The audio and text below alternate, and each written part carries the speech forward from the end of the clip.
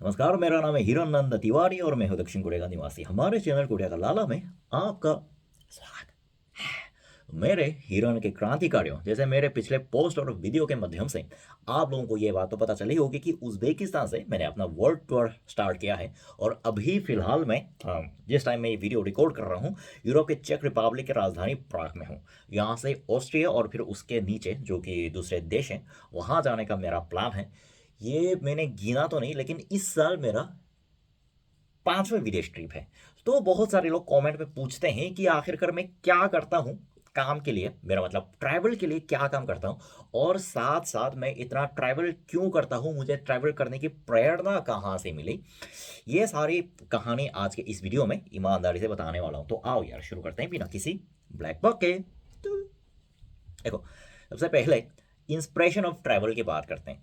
देखो, इसके लिए ना आप लोगों को मेरे बचपन में जाना पड़ेगा कि अभी हम जब 10-11 साल के थे ना, तो उस टाइम के जो कॉमन लोंडो में बात पाई जाती है ना, वो मैक्सिमम टाइम या तो आपने वीडियो गेम में टाइम बिताते हैं या फिर अपने कंप्यूटर गेम में टाइम बिताते हैं, क्योंकि उस टाइम स्मार्टफोन मौजूद था नहीं।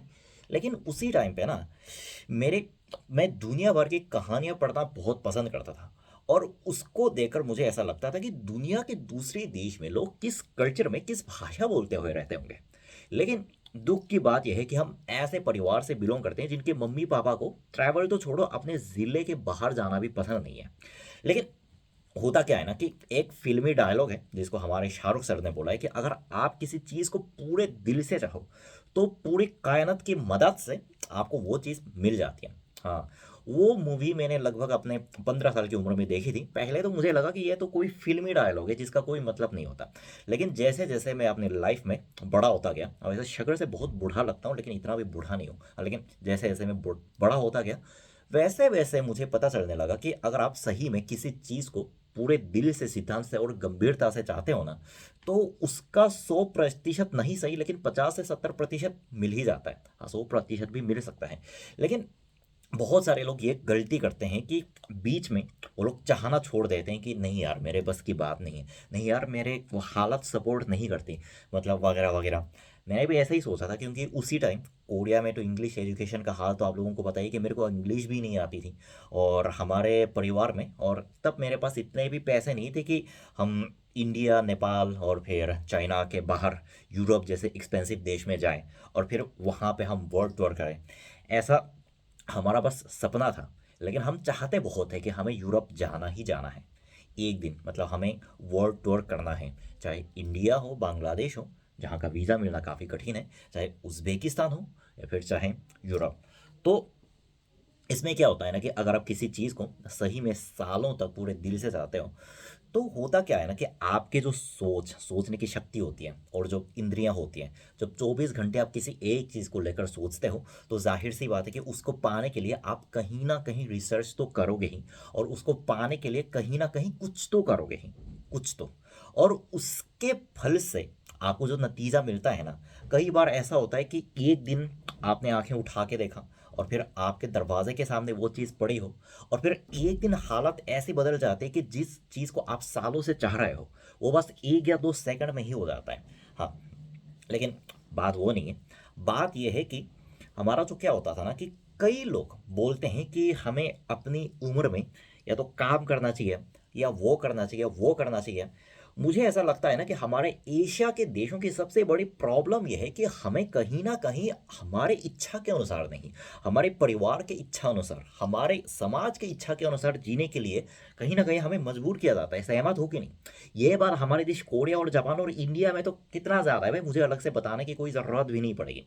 लेकिन मैंने सोचा कि अभी हम जब अपनी लाइफ ही जी रहे हैं, तो हमें ना अपने परिवार का सपना पूरा करना है, ना हमें अपने समाज के सपने को पूरा करना है। मैंने सोचा कि बस हमें अपने सपने को पूरा करना है जिसको मैं चाहता हूँ। और रही बात काम करने की, मैं तो काम तो अभी भी कर रहा हूँ। मेरा काम ऑनलाइन है जिसकी वजह से मैं कहीं पर भी काम कर सकता हूँ। उज्बेकिस्तान के रेगिस्तान पर भी काम कर सकता हूँ, स्विट्जरलैंड के पहाड़ों पर भी काम किया और कहीं पर भी काम किया। लेकिन बात यह है कि रही बात काम करने की, तो आजकल लोग 70 से 80 साल की उम्र तक रहते हैं। तो चलो ठीक है, 70 साल तक हमारी उम्र को बांध लेते हैं। और अभी जैसे मैंने बोला कि शक्ल से भले ही बूढ़ा जरूर लगता हूँ लेकिन मात्र 25 साल का हूँ। अभी मैंने अपनी लाइफ के आधे से आधा हिस्सा भी नहीं जिया, और हमें ग्रेजुएशन के बाद काम तो करना ही है। आप लोगों को तो पता है कि आजकल लोग रिटायरमेंट के बाद भी काम करते हैं पैसों के लिए। ये पैसे इंसान से सब कुछ करवाता है। तो अगर हमें अपने लाइफ का केवल 10% हिस्सा भी अगर हम अपनी मर्जी से नहीं जिएंगे, तो ये बाद में बहुत अफसोस की बात नहीं होगी। मतलब हम मुझे ये नहीं पता कि ये बात कहाँ से आ गई, लेकिन हमारे एशिया के सोसाइटी में हमें वो चीज़ करने से कई बार क्यों मना कर दिया जाता है, क्यों सुनाया जाता है कि हम अगर हम अपने दिल की कुछ कर रहे हैं, अपने मन चाहे कुछ चीज़ कर रहे हैं, तो लोग बोल रहे हैं कि सेटल हो जाओ, वो करो वो करो। तो मैं एक चीज़ बोलो, मतलब अगर आप लोगों को भी कोई आस पास ऐसा कोई सुना रहा है, तो बस उनको एक चीज़ बोलने का कि गांड बनाओ जाके, मैं वही करूँगा जो मुझे करना है। अगर तुम्हारी ऐसे कहने का इतना भी चुल मच रही है, तो मेरे को वो करने के पैसे दो जिसका तुम कह रहे हो। हाँ, मतलब मैं हमेशा से इसी सोच को अपने दिमाग पर बिठा के चल रहा हूँ, जिसकी वजह से आज तक मैंने जो कुछ चाहा ना, जो कुछ चाहा, मतलब इंडिया में रहना चाहा, रहा, बांग्लादेश जाना चाहा, वो भी गया, और इंडिया छोड़ना चाहा, हाँ ऑफ कोर्स वो इंडिया छोड़ भी दिया, और यूरोप ट्रैवल करना चाहा, और अभी वो कर रहा हूँ। तो बस मेरे कहने का जो बेसिक पॉइंट ये है कि आप सब लोग अलग अलग बैकग्राउंड से बिलोंग करते होंगे। कुछ लोग हो सकते हैं बहुत अमीर हो, कुछ लोग हो सकते हैं मिडिल क्लास के हो।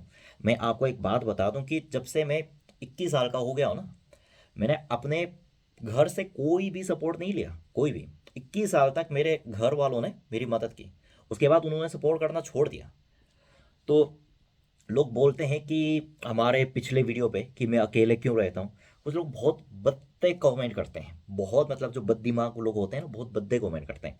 लेकिन मैं एक चीज़ मैं बताना चाहता हूँ कि आपको, अगर आप बहुत अमीर घर से बिलोंग नहीं करते हो ना, अगर आप मिडिल क्लास फैमिली से, मेरे जैसे फैमिली से बिलोंग करते हो, तो आपको ये बात जितनी जल्दी समझनी होगी उतना अच्छा होगा कि आपको एक ना एक दिन अपने पैरों पर खड़ा होकर इंडिपेंडेंट बनना पड़ेगा। क्योंकि ये थोड़ी कड़वी सच्चाई है, लेकिन आपके मम्मी पापा हमेशा आपका साथ नहीं दे सकते। हाँ, नहीं दे सकते भाई। इस बात को स्वीकार करने में दिल से बहुत बुरा लगता है, लेकिन जितनी जल्दी इस बात को स्वीकार करो उतना अच्छा है। इससे होता क्या है ना कि अगर आप जल्दी से, खास करके फाइनेंशियली आप इंडिपेंडेंस बनना शुरू हो जाओगे, तो जाहिर सी बात है कि शुरुआती सैलरी किसी की उतनी खास नहीं होती। मैंने भी हर दिन मात्र 2,000 इंडियन रुपए लेकर काम शुरू किया है। 2,000 रुपये का कोरिया में कोई वैल्यू नहीं है, कुछ भी नहीं कर सकते।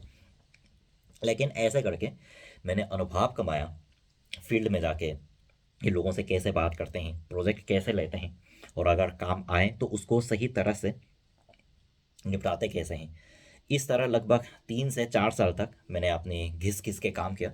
लेकिन काम के दौरान भी मैंने वो सपना नहीं छोड़ा कि मुझे एक दिन वर्ल्ड टूर पर जाना ही जाना है। और अभी मैं काम भी कर रहा हूँ, वर्ल्ड टूर भी कर रहा हूँ, घर की कोई मदद नहीं ले रहा। मिडिल क्लास फैमिली से बिलोंग करता हूँ।